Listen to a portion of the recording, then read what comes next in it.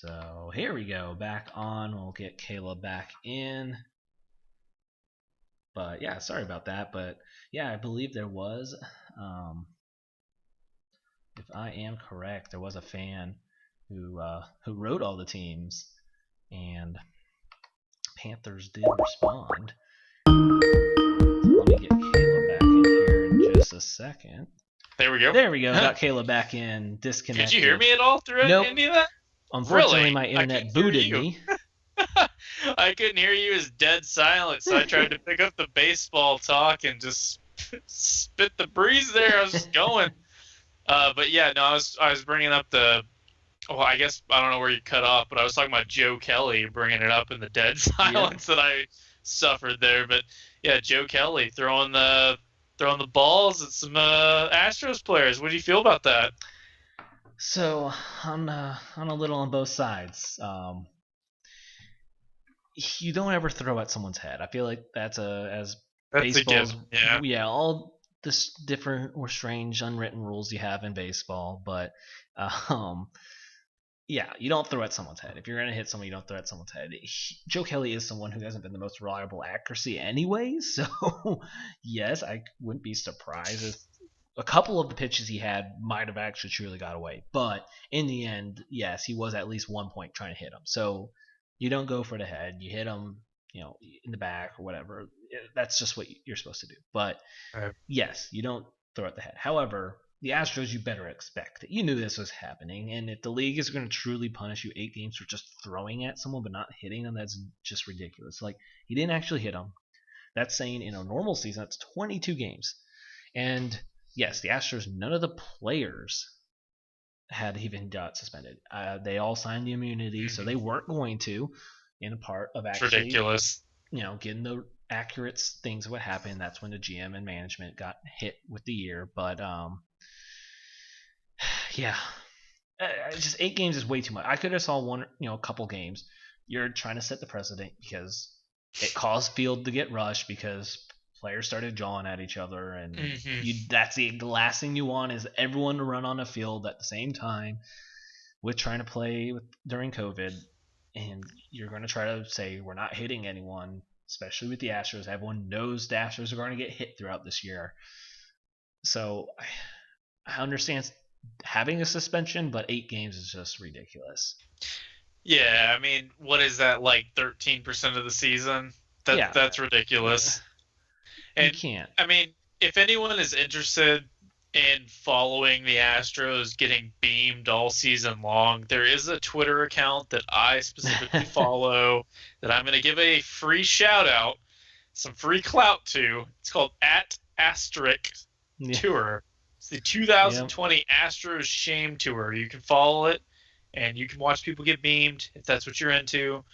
The Astros definitely deserve it, but not when it's thrown at their head. So, we're not condoning violence, but, if it happens, it happens. I'm here for it. But not condoning it. And rolling over, what about Patrick Mahomes there? You know, it's kind of big. I think that somebody mentioned that he was the youngest owner in the history of sports, besides, I guess, Serena Williams' daughter, who's a 2-year-old who owns the team. But Pat Mahomes just signed that $503 million contract. No way to make yourself more sustainable for the future than dive into some ownership there. So smart move by the young fellow. Yeah, hey, that's pretty big. That's pretty big. And you're gonna be in Kansas City a while, so might as well jump in on the Royals bandwagon. They're really bad. As well. Oh, but Randall does actually has texted me, and he really does want an answer to his question about someone throwing a straight fastball into the dugout of the Astros to see what happens. I'm going to go with even throwing at a player and missing gets an 8-game suspension. You might be banned from the league. I think in any situation, if you just throw a fastball in the dugout, you're getting banned from the league. Probably deservedly. So, I mean, that's just not being safe. That's trying to actually hurt somebody. That's a little bit too much. But we'll see what keeps happening. Yeah, so Mahomes also just, might as well. I mean, and Mahomes was a really good baseball player. Obviously, if you have that kind of arm, he was a great pitcher, when your dad was an MLB pitcher, it kind of helps too. But yeah, he and could have been in even, himself a great baseball player. he was drafted by the Detroit Tigers. Isn't that your team? I am actually a Rangers fan. Oh, okay. Yeah, I did not know that. Yeah. Yeah, Detroit Tigers there, though. Could have had Mahomes. Yeah. But, yeah, I mean, I think he could have been a great baseball player if you wanted to go that route, but also if you can be a NFL quarterback and, get a $500 million contract, that works pretty well, too. Yeah, I don't think he regrets his decision anyway. No, already got a Super Bowl. He's been very successful. I mean, he's by far, at his age, the most successful quarterback to ever play at this point in time. I mean, he's insane. I mean, and to rub it into the Bears fans, I mean, you picked Mitch Trubisky. Not only did you pick Mitch Trubisky, you traded up one pick to pick Mitch. Like, ridiculous. You just should have sat put and just picked Mahomes. And I know that Mahomes was not the guy or the designated number one guy coming into it. I honestly had Watson, and honestly, Watson's they could have even got Watson, though. They could have got Watson, and that would have been perfectly fine. Anything would have been better than Trubisky, but hindsight's 20/20. Yeah, I mean, and I can understand, going into it that Mahomes wasn't going to be number one, just because, I mean, it is a little tougher because you see all these crazy things about him, and you're not sure what because you've never seen someone like that, so it scares a scout that it's an untraditional. Right. The last time you had someone as big of an arm, and I'm not comparing them because there's a lot of different traits about them, but the last time you were just wowed by such a big arm was Jamarcus Russell. Granted, Jamarcus Russell had a lot more red flags than Mahomes, but people just kind of jumped on the Jamarcus Russell big arm and kind of, maybe that scared some people. I don't know. Maybe. I don't know. I think it mainly had to deal with Texas Tech's success. They weren't a very good team, but that's mainly on defense. Mahomes always delivered. Yeah. Anytime we played Tech and Mahomes was on the schedule there, as a Texas fan, that's not a good thing to see. I wanted him out of there as soon as I could because he's a great quarterback. Yeah, and that's where I don't want to compare him, obviously. I mean, there's a million different things different about him, but Mahomes was putting up numbers every game and carrying the team with not a great supporting cast, and Jamarcus Russell has these, national championship caliber team. He's not doing that much other than having a big arm. Big difference. That's my only thought on, maybe what kind of caused some concern. But like you said, he wasn't surrounded by as much talent. But what confuses more is Watson. I mean, Watson, I would have thought he would have been top one too. Watching Clemson, I honestly saw no reason or no concerns on him. Everything he did at Clemson's, I just don't understand. Yeah, the only concern I really had with him was injury concern. Yeah. With his knee, but I mean, talent-wise, I had him honestly as my number one quarterback coming out. But I don't know. Mahomes could have just fell into a great situation that with Andy Reid, and he utilizes his arm talents effectively.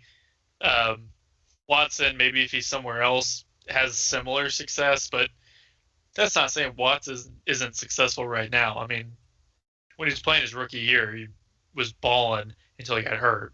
Yeah. So I just can't see going into that draft class that you can have Mitch Trubisky higher than I don't know. It's kind of just one of those things where pre-draft somebody always rises that probably shouldn't. Kind of like how you remember Blake Bortles did a couple years back, and it kind of their careers have somewhat panned out the same way, except Bortles actually went in the playoffs and performed actually okay in the playoffs. Yeah. But now you see what's going on with Bortles. But that's what it is. Hindsight's 20/20. I'm not going to pretend to be a scout. I don't know. But it's easy. Yeah, it's easy to say right now. Yeah. That the Bears made a dumb decision. But I guess even when draft night was happening, I pointed at the screen and said that was a dumb decision. But I didn't by many means think Trubisky would be this bad. Yeah. You know, he's not good. He's bad. I'll just say it. He's bad.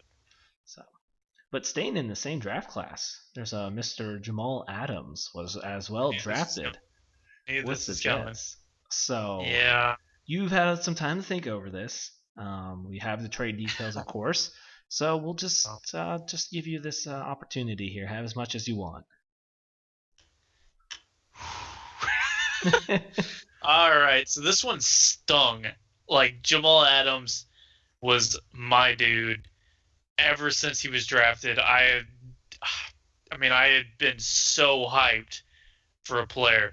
I almost jumped the gun. I've got a rule about buying players' jerseys on the team because the Jets never keep their talent or they just don't pan out, so I don't buy the jerseys unless they're retired.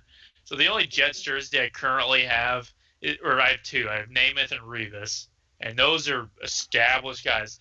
But, man, I was so tempted to buy the Jamal Adams jersey over the Namath one. When the new ones came out, I was so ready. But, I trusted my gut, play it safe, and rightfully so. Jamal Adams was just not happy to be on the Jets. I don't blame him. As soon as I saw all this crap get leaked with Jamal Adams, I texted the group. I was pissed about it because how can a player just throw his team under the bus? I mean, how can a player just trash the organization as much as he did and just drag everybody's name through the mud? But then I stepped back and realized, you know what? It's the Jets. We got Adam Gase as our coach. I hate him. If he's listening right now, I hate you. I hate you so much. You every team you're on, you ruin. The Dolphins, you traded away all your star talent. Now in the Jets, we're seeing the same thing. And that's not to say that, like, players like Leonard Williams were stars by any means. Leonard Williams, we robbed the Giants by trading him. He sucks. But Jamal Adams, man, that is a, generational talent. And people will go, oh, he's a box safety. Oh, he doesn't have the interceptions. He doesn't have all.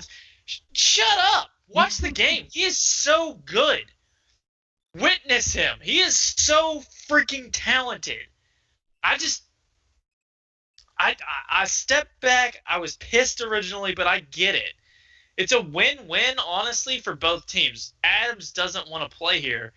You know that's going to tear apart the locker room. That's not going to be a good thing. And with Joe Douglas, his thing is he's preaching he's got to build some sort of culture or just he's got to change the culture because the culture sucks. We've been losing for a long time.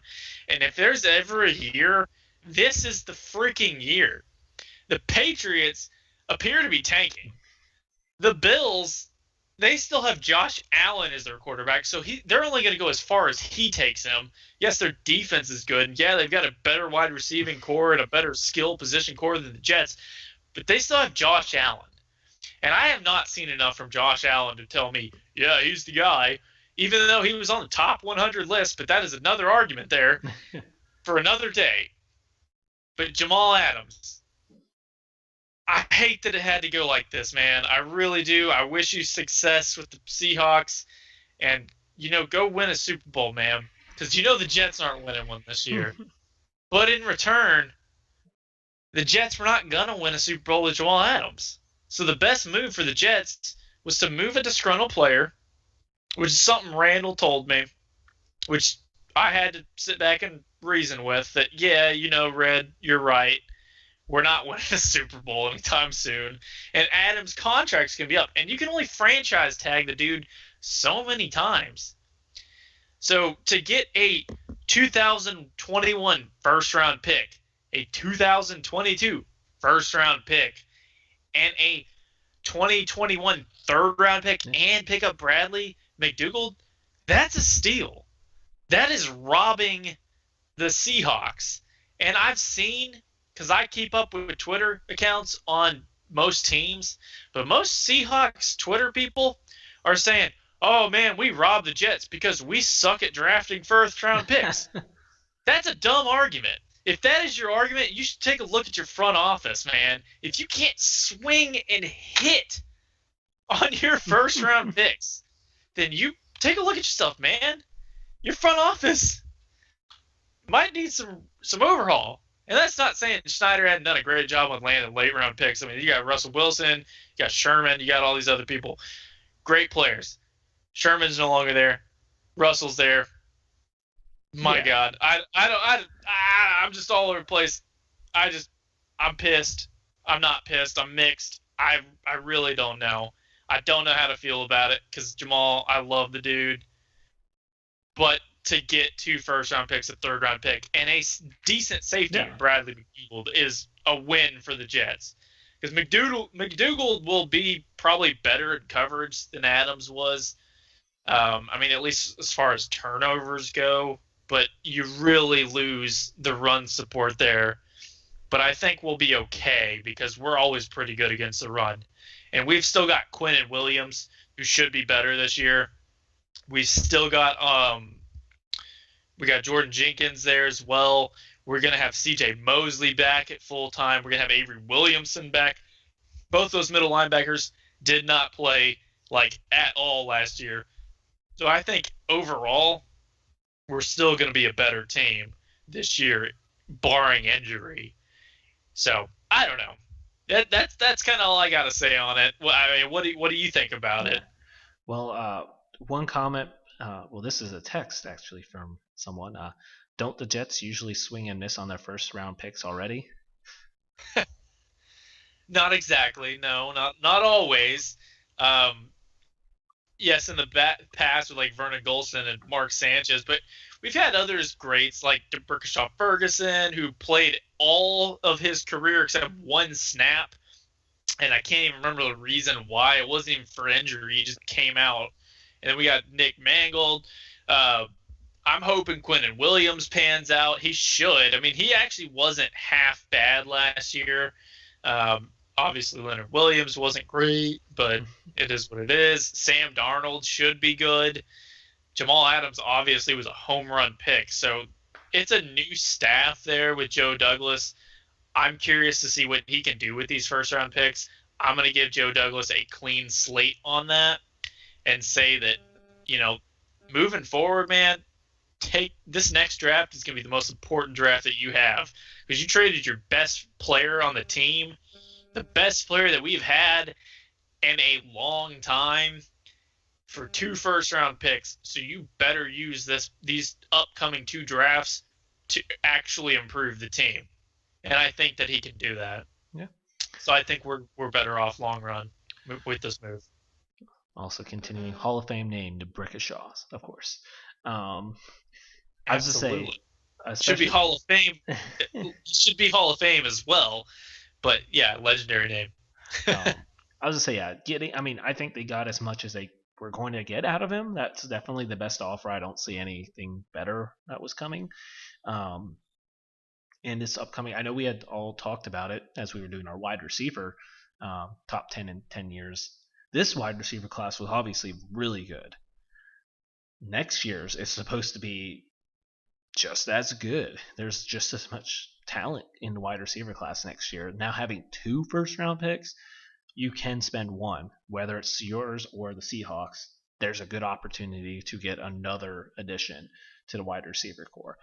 Whatever happens on the year, you can then determine what you need for the other pick, but it gives you more flexibility. I think you can definitely jump on that wide receiver group next year to the ad, and then maybe having that Mims whatever future pick combo as the wide receiver 1-2 duo moving forward. So, I mean, yeah, I think you got as much as you could. You weren't going to keep him, so at that point, get the max value. And like you said, McDougall's just as good. McDougall is a suitable replacement.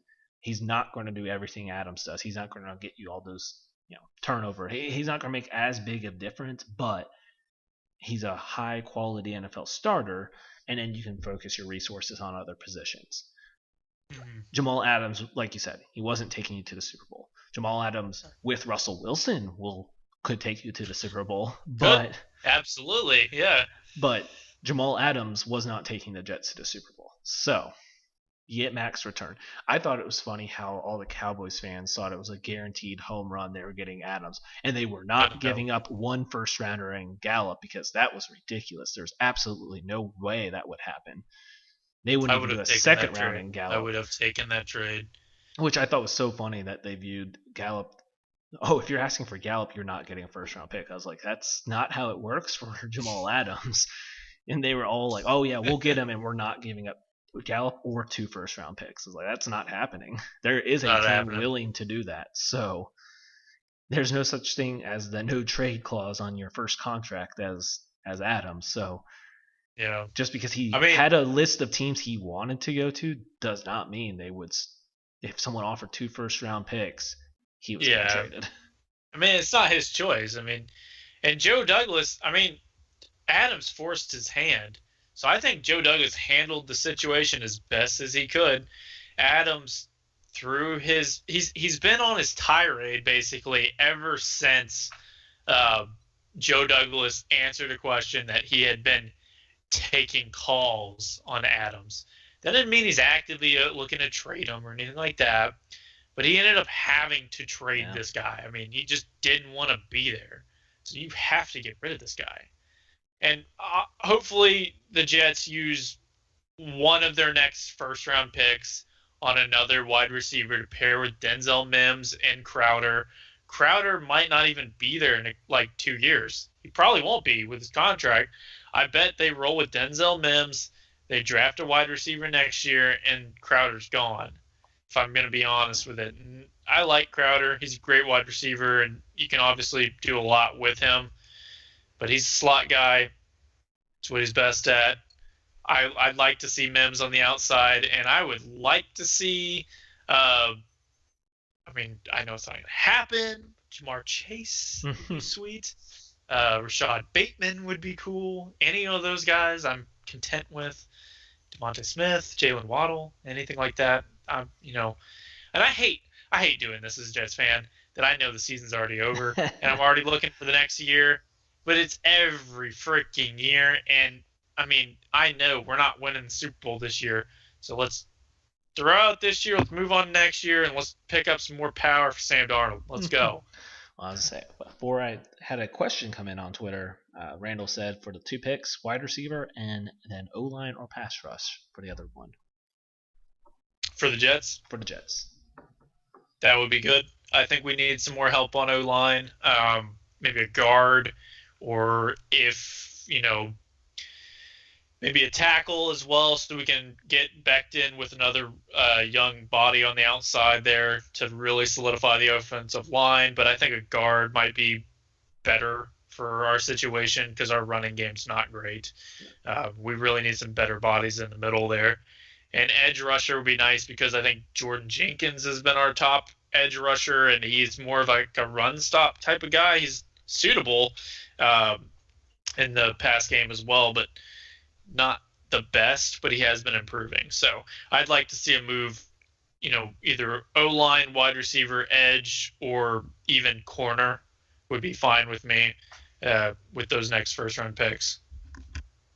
And then going back onto our old topic when we were trying to hit the Mahomes, Trubisky, Watson from the number one fan. How far would the Bears have gone in 2018 in the playoffs if Watson was there instead of Mitch? If you remember, that was the double doink game. The Eagles won. I was looking it up. Mitch had a 300-yard passing game. However, I started to think, I was like, okay, Mitch actually had a good game. That he had 300 yards, solid completion percentage, touchdown, no interceptions. So in that game, not saying Watson wouldn't have done better, but then my thoughts started to go to, well, overall the season would have been even better for the Bears. They might not have been in that. Who knows? Maybe they wouldn't have been in that wild card game. That first round they had a bye. I don't know. So my initial thought is that kind of defense with Watson. Thinking at the same point, Texans have put together solid defenses with Watson. But I'm back and forth as I saw that. I will say I think the Bears could have made a conference championship run with Watson instead of Trubisky there that year. With Maybe. that defense. Yeah, maybe. I mean, that was Foles' magic in that game. They went 12-4 that year, so maybe. I don't know. The thing is, it's like looking back, it's easy to just be like, yeah, I guess Watson or Mahomes would have done better there, and obviously those are two better quarterbacks, but is what it is. I mean, I don't know the situation. Maybe Trubisky's just not getting the same coaching that they're getting, and he's just not seeing it. Because it's not that he's not a talented guy. I mean, he clearly has got an arm, and he's clearly able to do something to show he should have been in the NFL. But I don't know. Here's the losses. Could be on a ton of things. 1 point loss to the Packers in Week 1.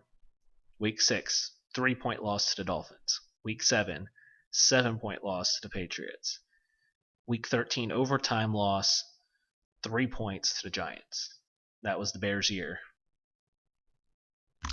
Yeah, but I mean, also looking at it, I mean, Trubisky threw 24 touchdowns, and he also ran in 3 more. So that's not bad as far as like a second-year quarterback goes, or as a Jets quarterback would go. That would be a and then and I did think about it. Chase Daniels did start 2 of the games, and 1 loss was on Chase Daniels. Yeah, I mean, I don't know. Maybe not. Who knows? Maybe. But what about I'm gonna roll this over to how about some opt-outs? You seen that? There's been all those people opting out. So you got a good list already? I do. I've actually got the list pulled up, and it's weird. It's like the Patriots take up about half of this list. It's like, what is Bill Belichick doing? Oh, there's a guy named Trevor Lawrence that's gonna be eligible for the draft. I had no idea. What? I've seen 2 theories. Then now this technically opens cap space for Clowney. I've seen that as well. I don't think that would be the case. I mean, you're losing Patrick Chung. You got Dante Hightower. Yeah. Cannon, Brandon Bolden, Danny Vitale. Is that Najee Toran? I can't even pronounce that. Those are, I mean, Chung and Hightower. Yeah, Hightower's the biggest one. Yeah, I mean, I don't know. I don't know what tough because I don't know what they're doing. Clowney actually having one of those crazy successful years because of how the Patriots defense works. And that's his best opportunity if he wants to do a 1-year deal, I think, and then try to get the big money, is go to New England and pull off a 14-sack season. And everyone's like, oh, that's the season we wanted. And it's like, well, yes, but it was also the Patriots kind of system. Yeah, I mean, I don't know. I really don't know what the Patriots are doing here. Part of me wants to believe Belichick's up to something because I don't trust that man. But then you also go out and if they were throwing the season, why would they sign Cam Newton? Unless they just, I just don't know what they're doing. I mean, they're just throwing me all over the place. Too old to want to rebuild. No, but that's the thing is, I don't think he is. He doesn't want to lose. He's someone that. I don't think he gives a crap if he loses this season because he doesn't have anything else to prove. He doesn't want to make sure Brady doesn't win. I guess, but think about it. You turn around, you have Tom Brady, who everyone or most people will argue top quarterback of all time because he's got all these rings and all this crap. But let's say you have one bad season, and that one bad season rewards you with Trevor Lawrence, who can just you could just have a couple great years with Belichick and Lawrence. And I think Lawrence coming into as a rookie would be better than Brady was last year. Brady wasn't even that great last year, and they were fine as a team. So I don't know what they're doing. I want them to lose, but at the same time, I want them to win so they don't get Trevor Lawrence. I know the Jets aren't going to win, so I don't want the Patriots to lose. I don't know. Being a fan of these teams is just, the Patriots just put my head in a turmoil. I don't even know what to think anymore. I know with all the opt-outs, it looks like that. However, I don't know. I just feel Belichick's near the end of his career. He doesn't want to deal with taking a risk. Yeah. And he's just going to want to try to win. You don't sign Cam Newton if you're trying to lose, I feel like. No, I get that. That's my point of I don't know what they're doing. Yeah. I don't know. I was just say a couple opt outs before you keep going on the list. The only two really I also want to mention is um, Marquis Goodwin. Mm-hmm. If anyone is giving Marquis Goodwin a hard time for opting out, you are ridiculously dumb people. Yeah. I'm just gonna say Yeah. that. Not to throw his personal life Yeah. in there, but family first, man. You do you. That's a good decision by you. Yeah, if you know Football's anything still gonna about be there. anything You're about what's he's a happened. Yeah, he is a world class athlete. He will be fine. Yeah. If he needs to sit this season out, he'll be just back next year, good to go. I'm sure that Carson Wentz is bummed because that's some receiver help. And then I'm gonna just take a wild guess. Your other person you were gonna mention was Damian Williams. Yep, that's the other one. Yep. Because Clyde Edwards-Hilaire's fantasy draft stock just went way up. Yeah. No, I mean, I think it was already pretty high. it was up. Yeah, it was, but now it's solidified. He should be the number one back. Yeah. Damian Williams, for whatever reason, I saw his nickname was Playoff Damian. I've never heard anyone call him that, but he had a pretty good playoff stretch. I mean, that he was reliable. And then their starting guard also is out. He's also a doctor, so he's kind of got pretty important things to do to help out. More important things to football. do in the NFL. But then I think they replaced him with Osemele. Yeah. Who, when healthy, is actually pretty good. Did not work out for the Jets, but it is what it is. So we'll see. Any other names you want to pop up? I know Eddie. Actually, Eddie Goldman was a pretty big name that stood up. That's kind of a loss there for the Bears. Yeah, that is a big one for the Bears there. So and I was just say the Vikings had a tackle that was supposed to be a big signing to help their defensive line. Defensive tackle opted out. So. Oh. I think it was Pierce, if I'm correct. Mm. So. But yeah. Well, here as we wrap up, before I get to the tweet of the week, which you could have a possible shot at just taking another win with no competition, but a little, as we have NBA, I know we had our predictions for the restart, so if you want to catch that, go catch Randall's and Jalen's takes on those on our past show, in the iTunes store. We're not the basketball experts, so we'll leave that with them on their predictions, but Bubble Life has been very entertaining, I think, for sure. I know I've mentioned this to Randall and Jalen when we did the show, but the NBA is so great at marketing their players as just people and having fun. And I don't know, the NBA is just different on, I feel like the interaction, like you just get so much more player content, just whatever they're doing. In the Bubble Life, it's just been a lot of fun, goofy videos, and it just makes you more attached to players and becoming fans of players because I feel like the NBA actually allows more, being yourself. Like, you can actually show it. So, I mean, I feel like it's been a lot of fun. They've made it look fun. They've had weird, crazy, funny videos out there. And then you have the crazy, stupid stories like Lou Williams stopping at a strip club to get some wings. Now, I did see a picture of those wings, and those look good. I had wings tonight, but I did not have those wings. Those looked amazing. So I do not blame that man for doing that. So, yeah, I mean, the NBA Bubble Life, I mean, they've made it work. From the opposite of the NHL, I feel like I heard a new thing that one of the main hotels, because they've split into two cities, one of the main hotels that they're just using for players in Edmonton, the AC broke.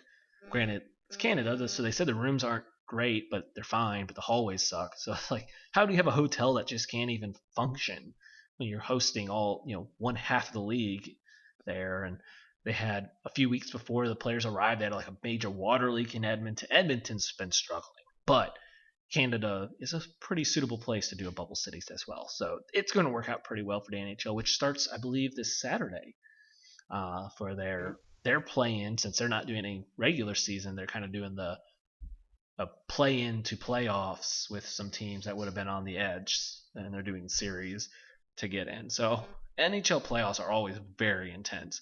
I feel bad I haven't kept caught up as much as I would have liked to, as in the past I have with hockey, but playoff hockey is still another level. Unfortunately, playoff hockey with fans is just insane. I don't know if you've ever really caught that. Playoff hockey with fans is one of the most crazy atmospheres you can be in. But I can't imagine it's not. I mean, you've seen people like throw riots over playoff hockey, so especially Canadians, they take their hockey serious. So, I mean, but we got all sports right back around. Football starting training camp soon, but we have baseball in the swing of things. We have basketball starting up tomorrow, hockey this weekend. We've had golf going on, racing and soccer. So there's things to watch. That's for sure. So anything, I guess, which out of those three? I know obviously you said you're not a baseball guy, but right. What are you going to, since you are a football guy, what are those I'm a three? Guy. Are you going to maybe pick up a little more right now with sports? Definitely basketball, I think. I think basketball would be my best bet to actually pay attention to. Other than that, baseball, it's shorter season. I guess I'll pay attention a little bit more than I would normally. Normally, I just check like on the weekly basis, like how are the Rangers doing. But man, I can't even remember the last time I watched an actual baseball game on TV. I went to a baseball game like in person last year, but I don't really pay attention if it's just on TV. Unless there's just nothing else to watch, then it's kind of like watching golf, which I love watching golf. Just kind of sit back, have a beer, it's just in the background. Something happens every now and then, something like that, you know. All right, there we go. Well, we'll let you have the tweet of the week here. It was a very fitting one for who I picked, if you get it or when I reveal it. It is a current NFL quarterback. Okay. I'll steal your girl, hold her hand, and skip. Are they a starter? They are a starter, and this is they tweeted this in 2010, well before they were in the NFL. Before the NFL. Let me hear the quote one more time. I'll steal your girl, hold her hand, and skip. Pretty sure he was in high school when he tweeted this. In 2010, he was in high school. Oh boy. Oh yeah, he was in high school. What am I thinking? He's our age. More hints. Oh, Jesus. I'm trying to think. Who the heck could that be? Young quarterback. 5.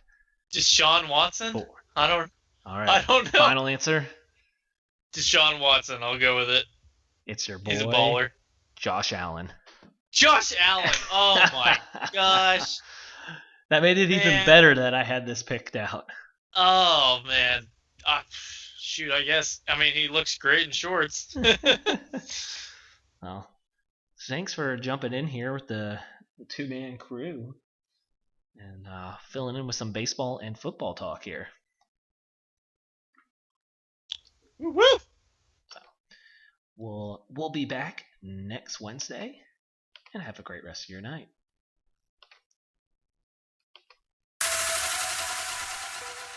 It is Wednesday, my dudes.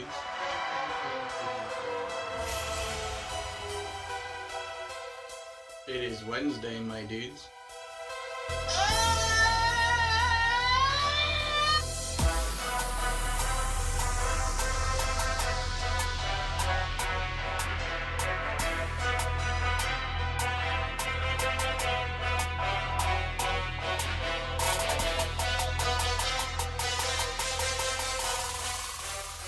Wednesday, my dudes.